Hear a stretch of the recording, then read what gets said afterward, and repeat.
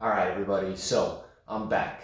So in this video, I'm gonna give you recommendations on water and food.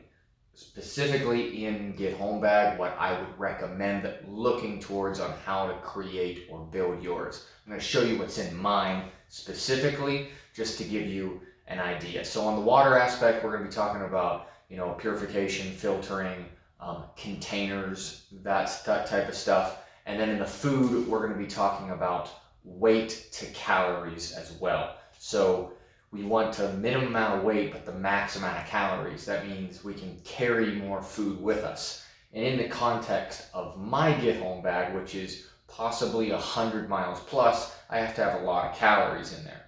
So this is kind of an extended Get Home Bag or a range. So if you're going less than that, then this should be able to assist you as well, because then you can just bring down my weight of what I have, and then it'll fit your needs pretty well. So these are all recommendations. So let's dive into water first and all the things that come with that, and we'll push right into it. All right, pushing straight into water.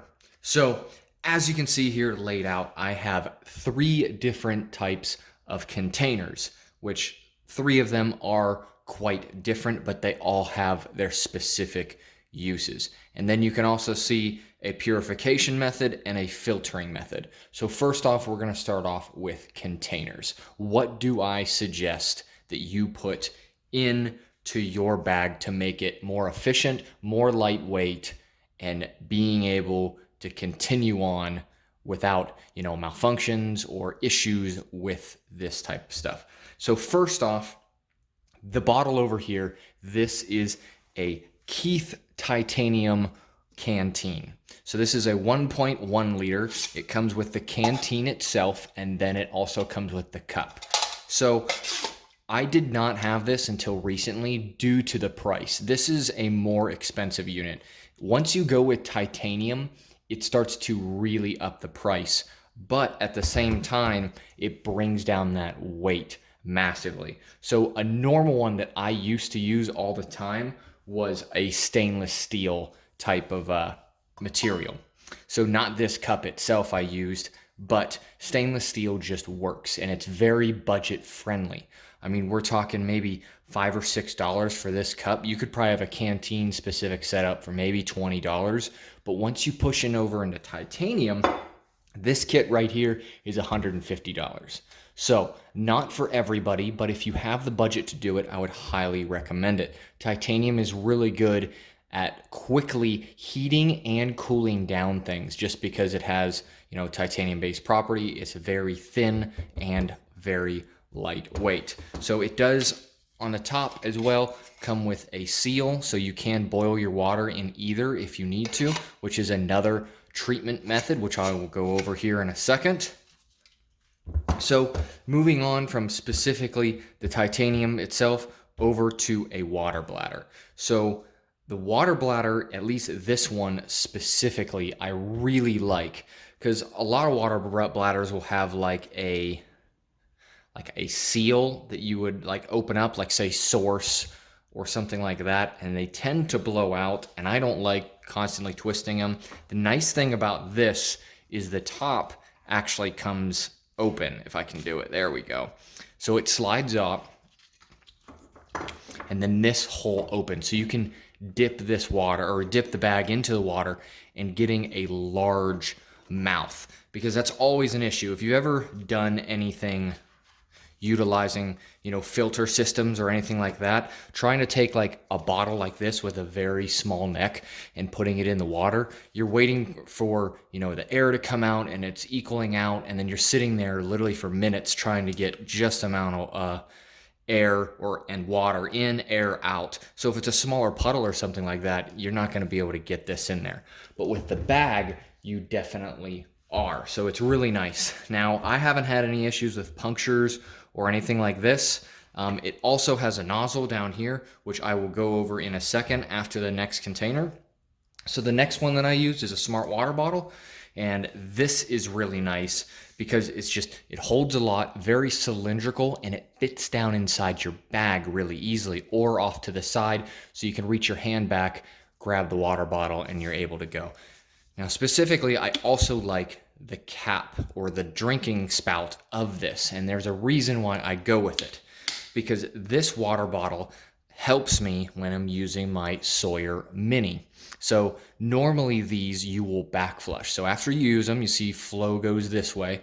So if you're using it as a straw or a gravity fed, which I'll show here in a second, you can actually hook this up.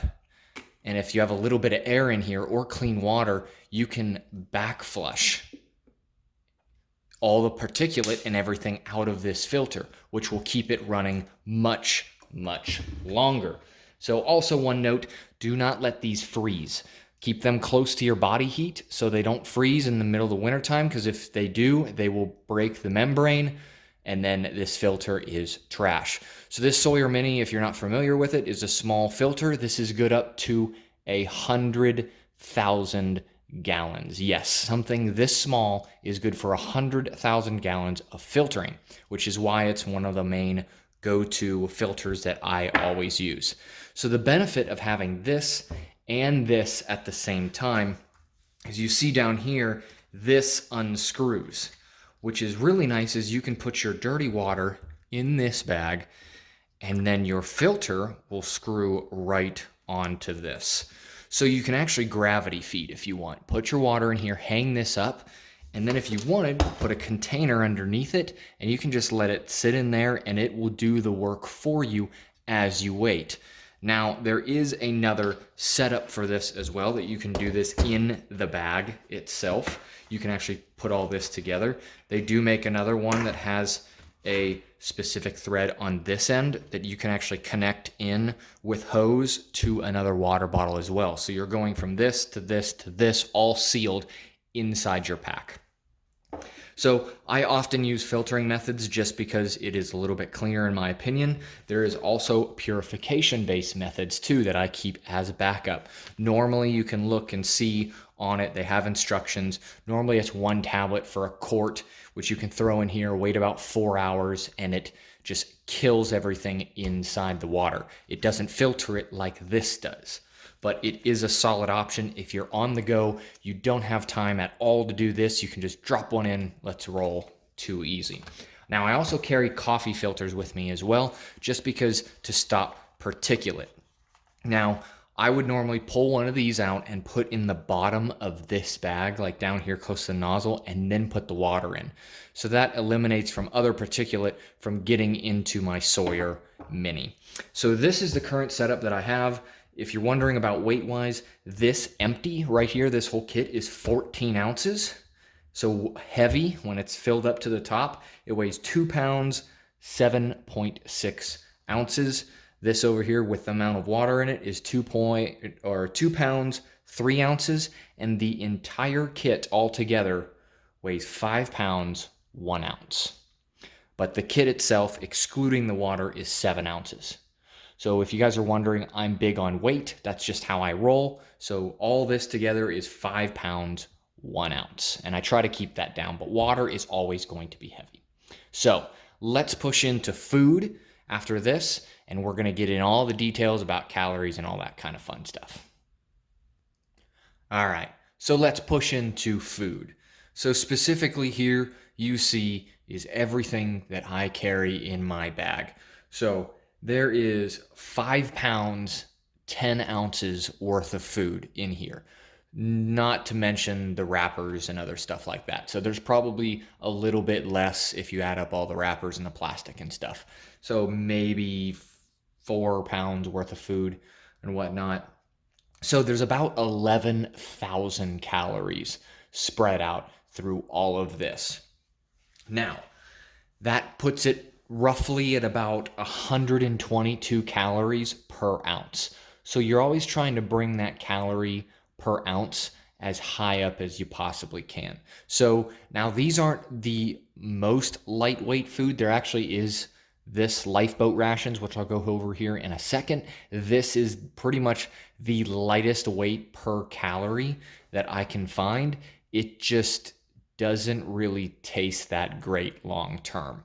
So you kind of got to make that, you have that argument, or you got to make that decision pretty much. What level of calories do you want? Because you can have something that tastes really terrible but has a lot of calories, which will help you out. So I went with a very lightweight but also pretty well tasting, really good. So the bars that I specifically ended up going with is Laura bars or the RX bar. So these ones, these are I think 210 calories per bar, and then these are 200 calories. Now they do make some other stuff out here. Like I'm saying, there's some other stuff that like REI makes that is almost like 400 calories per bar, but it's almost double this. So if you put two of these together, that's pretty much what it is. So the calorie would be better. I just purchased all this stuff. So you also see I have Mountain House over here. I have 2 full meals Mountain House, which Mountain House are kind of heavy for what they are. But for meal wise and for the calorie wise, they're actually pretty good. If I recall, this one is 610 and this one is 600. Or no, this is 650, this is 610. That's what it is. So I do prefer 2 main meals in there, and then the rest I'll probably be going off of bars and other stuff like that. And then also oatmeal and Mountain House stuff. I also have an assorted amount of MRE based stuff in here. So a lot of the reason why I go with it is because it's packaged nicely. It is hydrated, so it's a little bit heavy. But the one thing that MREs have is trans fat. So if you're not familiar what trans fat is, it is, a type of fat that is actually not good for your body if you eat it over like an amount of time. So I would highly discourage from eating an MRE, and just sitting around and doing nothing with the calories. If you are actively burning calories, trans fat is a good alternative to getting more calories in a way and to have more performance based. Now, it's still the medical aspect. It's still, arteries and stuff like that. I'm not going to go into hardcore details, but for an emergency situation, I prefer trans fat because I'm going to be, using my body and using the muscles, and it's going to be using everything it has. So that's why I tend to put MRE based stuff in here as well to get a little bit of that boost of trans fat. So there's some also prepackaged oatmeals and chicken Alfredo and stuff like that. I also have an assorted amount of tea and coffee and then orange juice as well. So like I just got done talking about water, after you purify water, it honestly doesn't taste that great. No matter what you do, if you pull it out of a pond or something, you're going to kind of get that kind of fish or just scum kind of taste. It's just going to happen. So what really helps is if you have something like orange juice or tea to knock out that taste. It has saved me multiple times. So this is kind of a luxury thing to have, but it doesn't all weigh that much, and I'm willing to take it. So also I would recommend spices too, in case you can, or you can add into other meals like this. But in case you say end up getting a squirrel or small game, a bird of some sort, just adding a little bit of spice or even salt to preserve meat if you store it in the proper way to do it, and smoke it and then salt it if you need to. Granted, I'm talking about kind of long-term stuff here, but it is an option. So I have a lot of this, 5 pounds worth of stuff.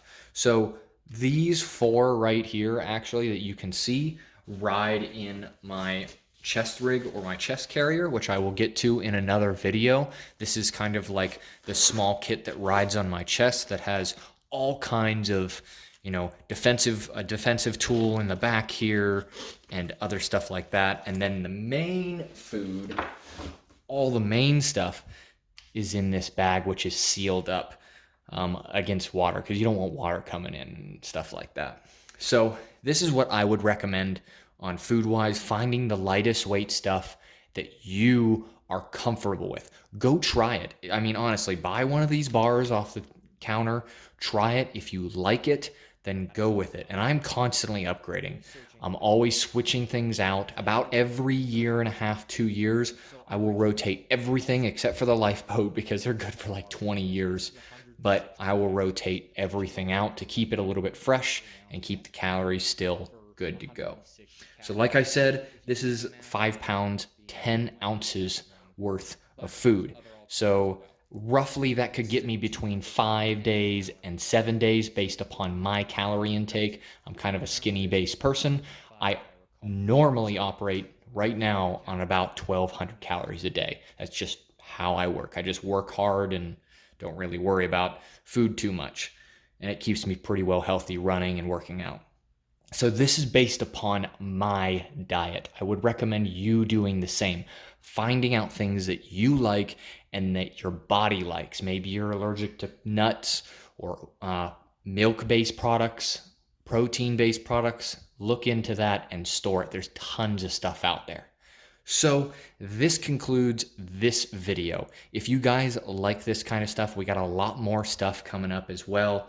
We still have navigation, electronics, like night vision based stuff, tools, firearms, miscellaneous fire, repair kits. I'm still going into detail all through the next videos about this stuff. So if you like this kind of stuff, definitely hit that subscribe, hit the like, and I hope y'all have a great day.